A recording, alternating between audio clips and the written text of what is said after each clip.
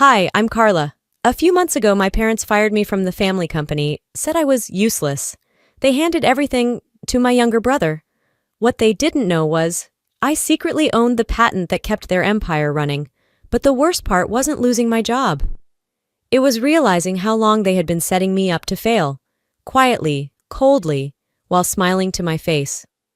They thought I would just walk away? I stepped into the office that morning the same way I always had. Keys in one hand, coffee in the other, mind already ticking through meetings and deliverables. Denver's late spring sun cast long lines across the lobby floor. Nothing felt unusual. Not yet. Inside the boardroom, the air was different. Thicker somehow, heavy with something I couldn't name at first. My father, Israel, sat at the head of the table, his fingers tapping against the polished wood in slow, sharp beats. My mother, Darlie, perched stiffly beside him, lips pressed tight. And then there was Skylar, my younger brother, lounging with a smug little tilt to his smile. I barely had time to set my coffee down when Israel cleared his throat.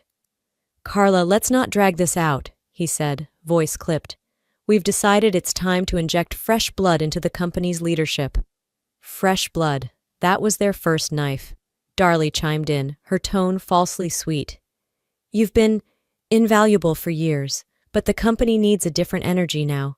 Skylar's ready to take the reins." My heart kicked hard against my ribs. I opened my mouth, then closed it. What could I say?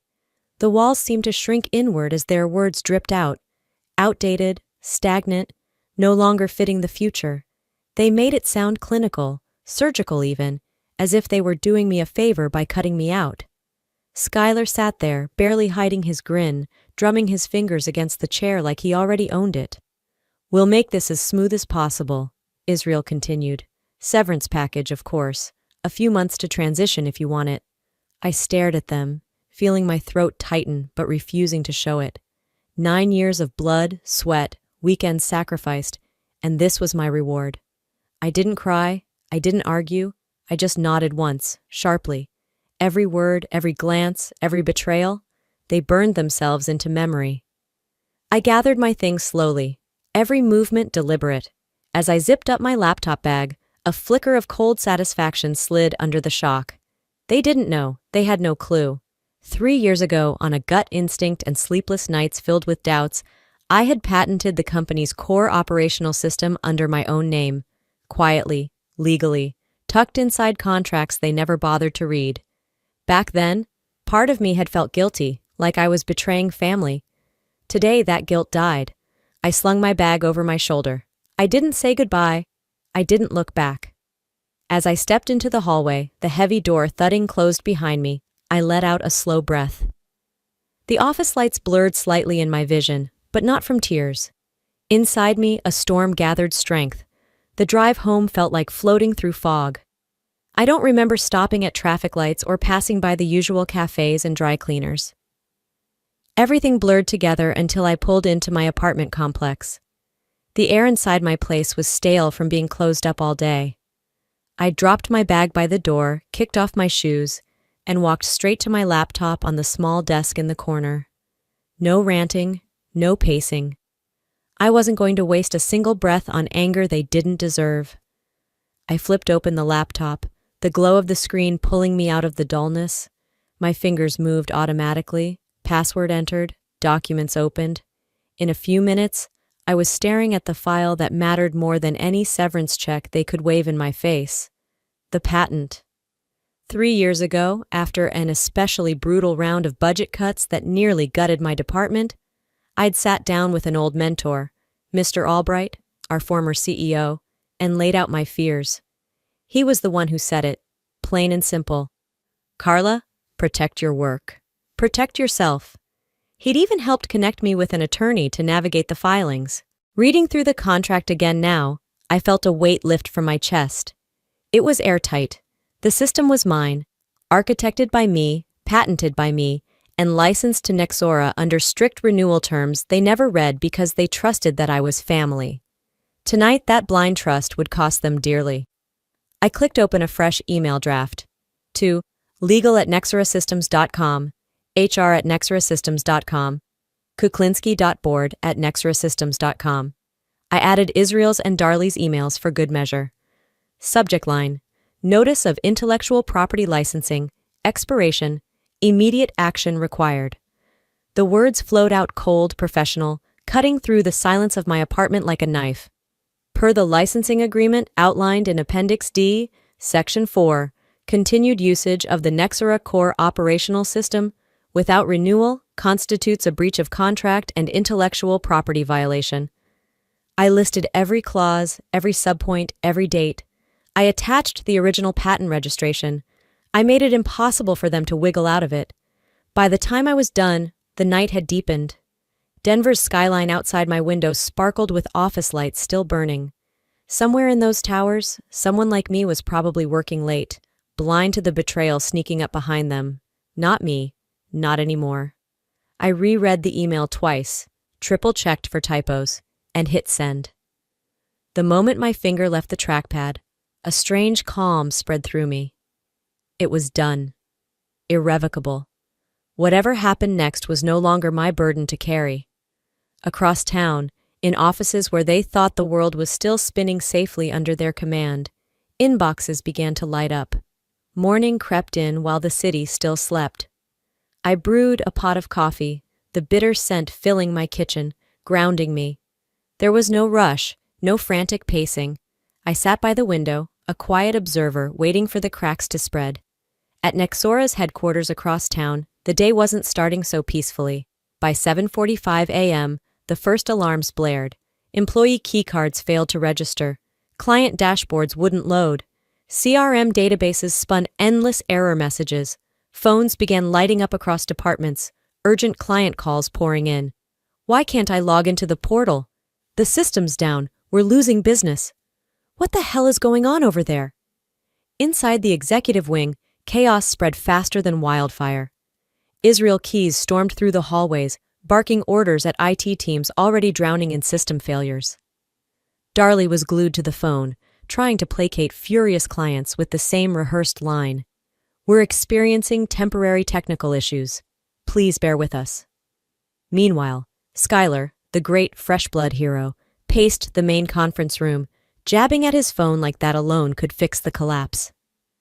Just reboot the servers, he snapped at a junior engineer. This is basic troubleshooting, for God's sake. The kid looked terrified but said nothing. Because anyone who knew even a shred of our system architecture understood. This wasn't a glitch. This was a structural failure, and it wasn't going to be solved by flipping a switch. Back in my little corner of the world, I sipped my coffee and refreshed Nexora's client-facing sites, still offline. I leaned back in my chair, my laptop balanced lazily on my knees. No malice, no joy either. Just the deep, cold satisfaction of seeing consequences land exactly where they belonged. A ping broke the silence. A message from Judith Barcy, my only true friend left inside that building. They're panicking. Israel's red-faced. Darley's blaming the tech team. Skylar just screamed at IT in front of everyone. I smiled faintly, taking another slow sip. This was only the beginning. The afternoon sun poured through my windows, warming the hardwood floors while I lounged in my favorite worn armchair, scrolling casually through news feeds. The coffee I had poured an hour ago sat forgotten, cold at my side. My world was still, almost serene, a sharp contrast to what was unraveling across town. My phone buzzed violently against the table. Then again, and again. Caller ID, Israel Keys, decline. Next, Darley Routier, decline. Skylar Keys, decline without hesitation. I watched the screen flicker, each missed call stacking higher like a pathetic tower of desperation. Texts followed, piling up fast enough to almost make me laugh. Call me back. We need to talk. Urgent. They sounded like a broken fire alarm, loud, insistent, useless. Switching over to my email, I wasn't surprised to find my inbox just as cluttered. Subject lines blurred together. Request for immediate meeting. Urgent licensing discussion. Please contact us ASAP. One stood out from the rest. A direct message from Nexora's board chair, Richard Kuklinski. It was short but painfully formal. We value your prior contributions and would appreciate an opportunity to discuss a mutually beneficial resolution. Translation? They were scared. A soft chime signaled another text, this one from Judith Barcy. The board's asking questions. HR looks like they're ready to cry. Skylar tried to blame IT in the executive meeting and got shredded by legal. I set the phone down, letting the information settle like dust after an explosion. This wasn't victory. Not yet. It was only the inevitable fallout from years of being underestimated. I pulled my laptop onto my knees again, flexed my fingers once, and began drafting a new email, one that would leave no room for negotiation. Terms of re-engagement, licensing fee, $1.2 million annually, non-negotiable. Public acknowledgement of patent ownership, mandatory, no reinstatement offer. I would work as an independent contractor only. I made sure every line was clear, sharp, and cold. I didn't lace it with anger. Anger was a waste of energy. This was about worth, and demanding what should have been recognized long ago. Once satisfied, I leaned back, rereading the email one last time. No typos, no soft spots. I pressed send without hesitation. The smile that crossed my face wasn't about revenge. It was about justice. Cold, clean, and overdue. The hum of my laptop was the only sound in the room as the email disappeared into cyberspace. I closed the lid slowly, feeling the tension bleed from my shoulders. Outside, the sun had started to sink behind the Denver skyline, leaving streaks of orange and purple across the sky. I didn't need to watch for a reaction. I already knew what was coming. Opening my tablet, I scrolled through a few tech forums and business sites. Nexora's name was beginning to pop up, in the worst ways possible. Client portal failures at Nexora Systems. Internal source says system crash not accidental. Rumors swirl of legal troubles hitting Nexora's infrastructure. I leaned back, letting the reports wash over me. This wasn't just a bad Monday for them anymore. This was a credibility hemorrhage. Satisfied, I opened a clean document and began formalizing my offer in writing. Licensing fee, $1.2 million annually. Public acknowledgement. System patented and designed by Carla Homolka. Quarterly license renewals required my direct approval for any system modifications. No exceptions, no loopholes, no chance for them to twist it later. It wasn't personal, it was structural. When the draft was perfect, I attached it to a new email addressed to Israel Keys, Darlie Routier, the Nexora Legal Department, and Richard Kuklinski, the board chair. The subject line was brutal in its clarity. Formal terms for licensing and system continuation inside. I laid out everything plainly. No negotiation room, no bargaining table, a strict 48-hour window to respond. Otherwise, I would issue a cease and desist order and escalate immediately to federal IP enforcement. I reviewed it once, then again. There was no anger in the words, only power, balanced carefully like a blade across the throat of their entire operation. Click, sent. I sat back, folding my hands behind my head, feeling the quiet satisfaction of a chess player who knew checkmate was inevitable. My phone vibrated against the table. I picked it up and stared at the screen. Israel is demanding a private meeting. Of course he was. The next morning broke crisp and clear, but my phone lit up with something darker. A single text from Judith popped onto the screen before my feet even touched the floor. Heads up, they're spreading rumors, calling you unstable. Be ready. For a second, the breath caught in my throat. Not from shock, more from a deep, slow-burning anger that moved through me like molasses. They hadn't learned. They wouldn't go quietly. I pulled on a sweatshirt, tied my hair up, and powered up my laptop. I didn't need to wonder long. Already whispers slithered through local business forums. Sources say the architect behind Nexora's infrastructure was mentally unfit to manage critical operations. Unconfirmed reports suggest internal instability led to system failure. Unconfirmed my ass. I knew exactly who was whispering in the dark. I clicked through screenshots methodically, capturing every post, every thread. Names, timestamps, IP traces when available. Emails came next. HR messages, legal queries, even a few panicked messages from low-level employees trying to play both sides. I saved everything, organized it into neat folders like evidence in a courtroom file. I wasn't scrambling. I was assembling a war chest. The betrayal didn't surprise me. What stung was how quickly they defaulted to character assassination, like it was second nature. Family. Right. By noon, I had already booked a virtual consultation with one of the best defamation lawyers in Denver. When we connected, her voice was crisp, no nonsense. Ms. Homolka, from what you've sent, this isn't just workplace gossip. This meets the threshold for actionable defamation, especially with the damage to your professional reputation. Good. That's all I needed to hear. We mapped out the next steps: formal cease and desist letters, preservation of evidence notices, possible damages claim if escalation became necessary. I wasn't just defending myself anymore. I was drawing a line in permanent ink. They could call me unstable all they wanted, but they were about to find out just how dangerous a calm, focused mind could be. My phone buzzed again. This time it was my lawyer's assistant. We can move fast if you're ready to escalate. I looked out the window, the Denver skyline gleaming in the afternoon sun like nothing was wrong. If they want a war, I whispered to myself, they'll find me ready. Morning light barely cut through my blinds when the next hit came. A text from Judith. Skylar just signed a contract with GlobalNet, using your system. No credit, no license. I sat there, the phone trembling slightly in my hand. Not from weakness, but from the kind of fury that came ice-cold and absolute. They didn't just ignore the cease and desist. They didn't just smear my name. Now they were outright stealing. The next hour blurred in ruthless efficiency. Screenshots, public announcements, company newsletters boasting about the exclusive integration with GlobalNet, complete with Skylar's smug face plastered all over.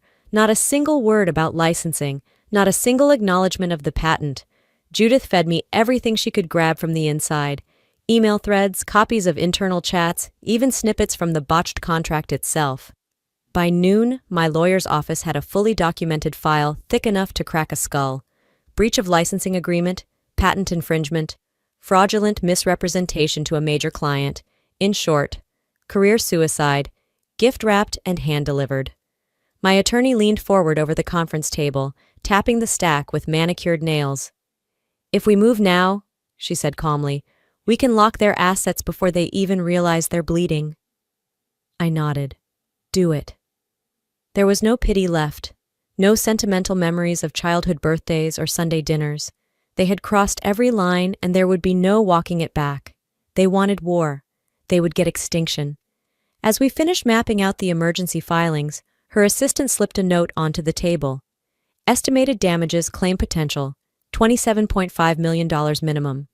I didn't blink. At that moment, Skylar, Israel, and Darley weren't family anymore. They were just defendants. My phone buzzed again. Judith this time.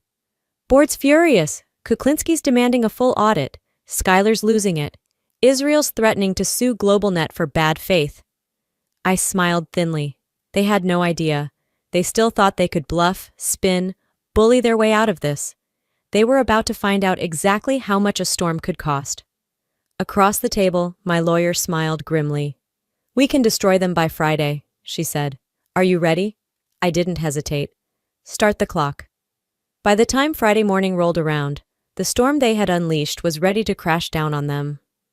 I stepped out of my car and stood in front of Nexora's gleaming headquarters, a thick folder tucked under my arm.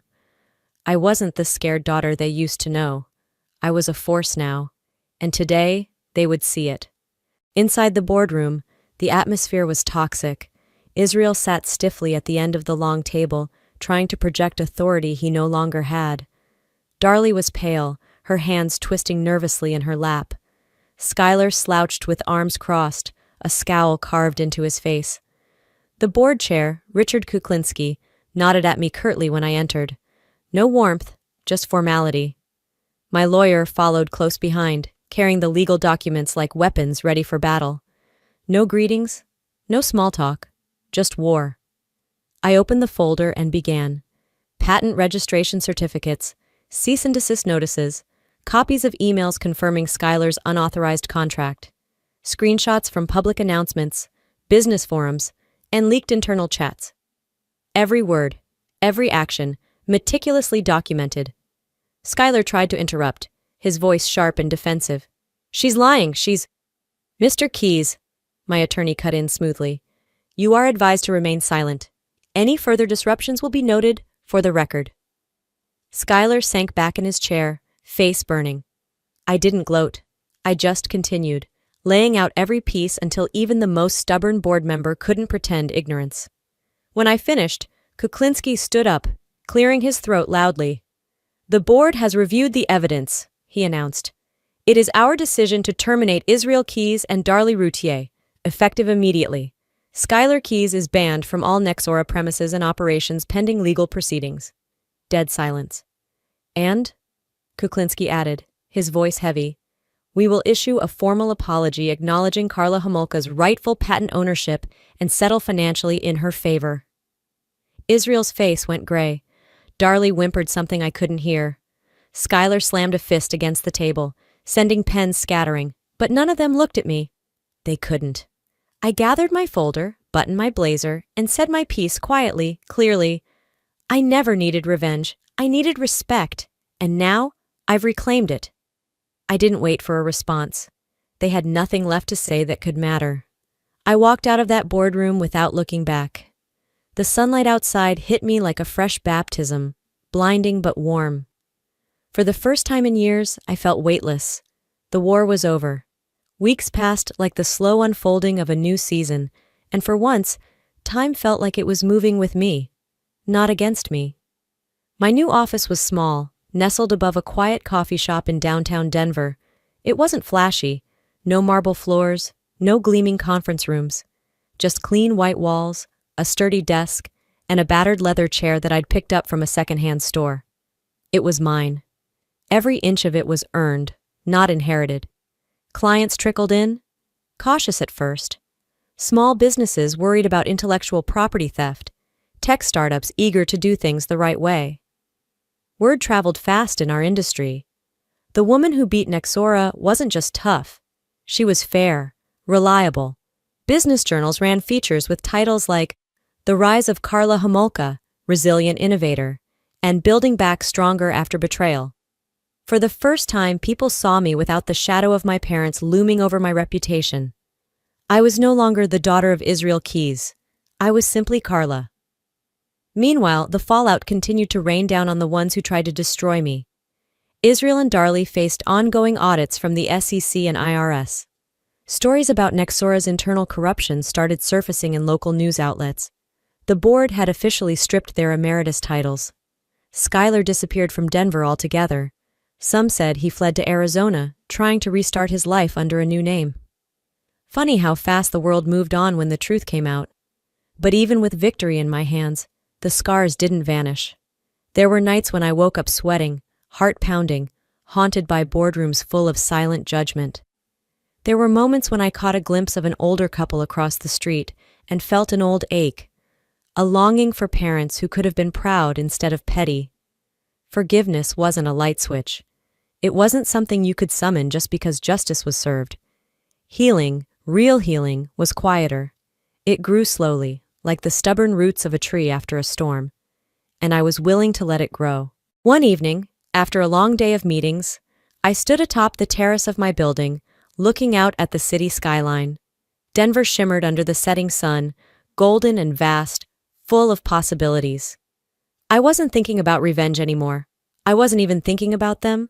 I was thinking about the future, about the doors I would open for myself, about the legacy I would build without asking anyone for permission. I smiled softly to myself, breathing in the cool night air. I was never asking for revenge, I whispered. I was asking to be seen, and now I see myself. Final closure. When they shut the door, I built a better one, and it leads exactly where I choose to go. Maybe the hardest lesson I learned through all of this is simple, but brutal. Family can fail you. Trust can be broken. Dreams can be stolen. But none of that defines who you are, unless you let it. I wasn't born strong. I had to become strong, one choice at a time. Not by yelling louder, not by fighting dirtier, but by standing up, even when nobody clapped. By rebuilding, even when no one believed in me. If you're facing betrayal, failure, or loss today, let me say this. You are not what they called you. You are who you choose to be tomorrow. And sometimes, the best revenge isn't revenge at all. It's building a life so strong, so brilliant, that they can't touch you, even with all their bitterness combined. Now, I'd love to hear from you. Have you ever had to start over after being underestimated or betrayed? Drop a yes in the comments if this story resonates with you, or tell me what city you're watching from. If you didn't like this story, that's okay too. Let me know why. I truly want to learn from you. And hey, if this message touched you even a little bit, don't forget to subscribe to the channel. More real, raw, empowering stories are coming your way. Because no matter what doors close, together, we can build better ones.